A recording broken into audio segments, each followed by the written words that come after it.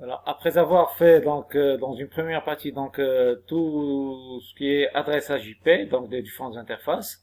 Donc si on fait le test par exemple entre PC0 et une machine distante par exemple, donc je vais prendre PC10, donc vous aurez un fail. C'est normal, vous aurez un fail tout simplement parce que les réseaux sont distants, donc il faut configurer du routage au niveau des routeurs.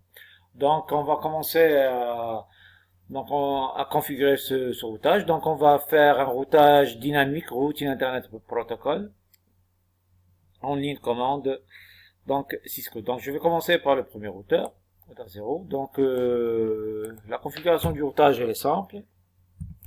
Enable. Donc tout simplement je passe au mode configuration terminal, conf t, et je tape root, router, RIP, et je vais utiliser la version 2. Donc on va voir par la suite pourquoi la version 2 et non pas la version 1, la version 2.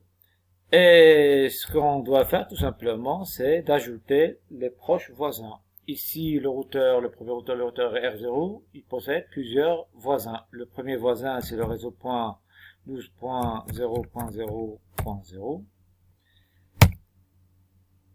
Deuxième voisin, c'est le 16.0.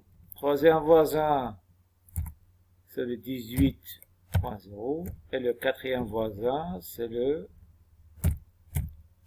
14.0.0. Voilà, c'est fait. Et on passe donc au deuxième routeur, donc Enable, configuration de terminal, router RIP, version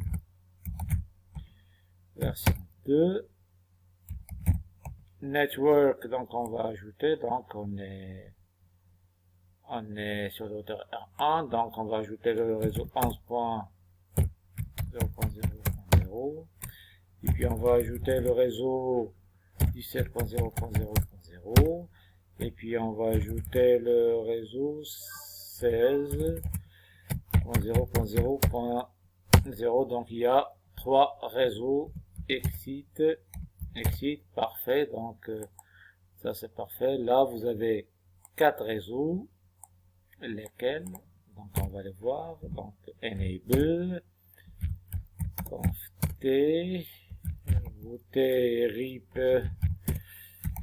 version 2, network le 17.0.0.0, et puis le 18.0.0.0, et puis le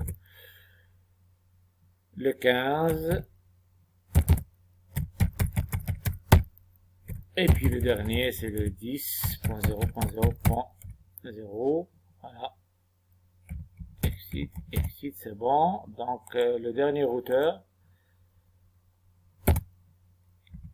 enable, configuration terminal, router RIP, version 2, network. Donc on va commencer, donc il y a 3 réseaux, le réseau 13.0.0.0, le réseau 14.0.0.0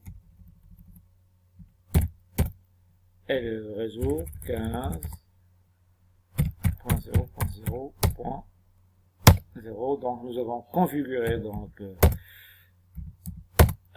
nos différents routeurs et on va essayer de faire donc les tests. Donc, le premier test, donc voilà, successful. Donc je vais refaire avec un autre successful. Donc je vais avec le serveur successful. Donc les différentes connexions sont bonnes. Donc à partir de PC5, je peux faire une requête web sur cette machine-là. Cette machine-là, c'est le 13.0.0.1. Go. Donc voilà, ESC2FS, filière réseau et télécom. Donc je rapatrie la page web que j'ai sur mon serveur web ici, donc sur ma machine PC5. Donc si je veux savoir donc sur le routeur R1, je veux faire afficher la table de routage, je peux mettre show IP route. Donc vous avez show IP route du routeur R1. Donc vous avez 3C, le premier, deuxième 3. Donc vous avez une connexion directe avec le réseau 11, c'est le réseau que vous avez là. Vous avez une connexion directe avec le réseau 16 et 17.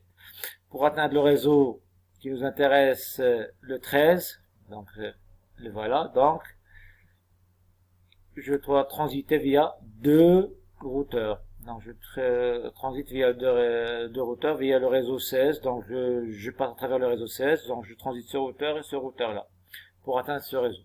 Donc je fais soit ça, soit ça. Lui il a pris ce chemin là, parfait. Mais qu'est-ce qui se passe si, par exemple, ce chemin-là tombe en panne et celui-là tombe en panne? Donc, je vais désactiver l'interface Serial 001 et Serial 001 sur les deux routeurs. Donc, ici, configuration Serial 001. Donc, c'est celle-là, je vais mettre Shutdown. Voilà, donc je l'éteins. L'autre, configuration Serial 001, Shutdown. Et j'éteins. Alors là, regardez, donc j'ai éteint. Donc est-ce que je garderai la communication. Donc tout à l'heure la communication passait par là de transit. Maintenant c'est pas de transit. Donc si j'affiche donc le PC5 vers serveur, ben, je fais une requête carrément, encore une fois, 13.0.7.1, donc je rapatrie ma page web. Donc tout à l'heure, le message, donc il fait ce chemin-là. Maintenant, je vais afficher la table de routage, encore une fois.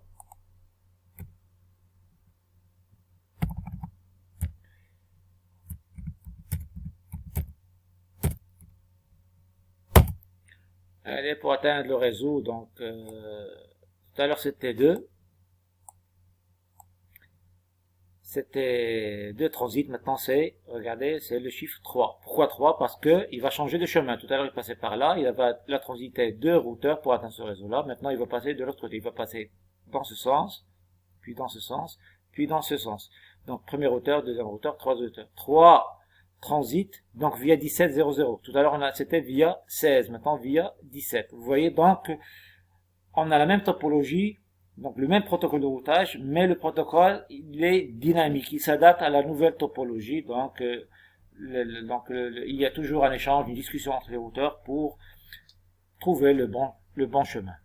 Donc je crois que c'est tout pour le routage IP. Donc j'espère que vous avez assimilé le fonctionnement de ce routage là, et je vous souhaite une bonne continuation et à bientôt.